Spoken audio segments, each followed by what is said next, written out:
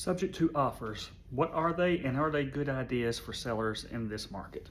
It's not really a big secret that the real estate market has changed pretty drastically in the last couple of years. One of those changes has been the increase in interest rates that have caused buyers to start looking for more creative ways to try to get lower interest rates when they're purchasing a property. So this week on one of my listings, I got a subject to offer. Subject to offers are where a buyer comes in promising a big down payment, and then at the end of 5, 6, 7, 8 years, or whatever amount of time is designated in the contract, they make a balloon payment at the end. During this time frame, they take over the monthly mortgage payment, they're paying taxes and insurance on the property, stuff like that. Now, there are some real risks or headaches with this kind of offer.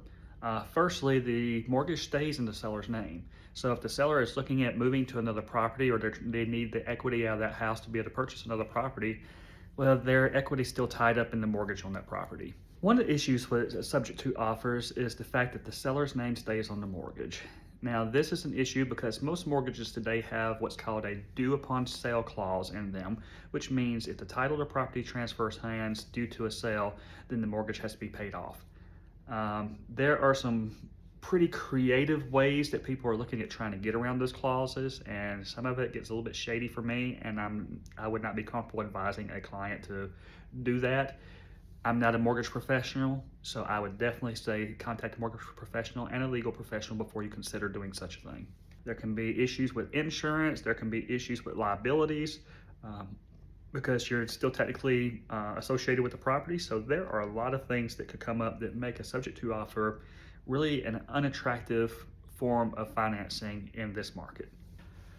Another issue is what happens if the buyer stops making payments and the seller still has their name on the mortgage? Well, that mortgage can be foreclosed on, and it's going to be liable on the seller and not on that buyer. So this creates some significant financial risk to the seller.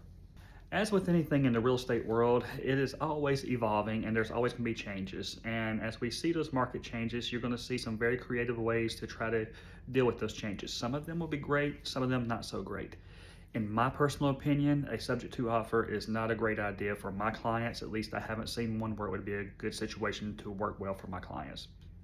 If you happen to have any real estate questions, or you're looking to buy and sell in the Middle Tennessee area, feel free to reach out to me, and I'll be glad to help you any way I can.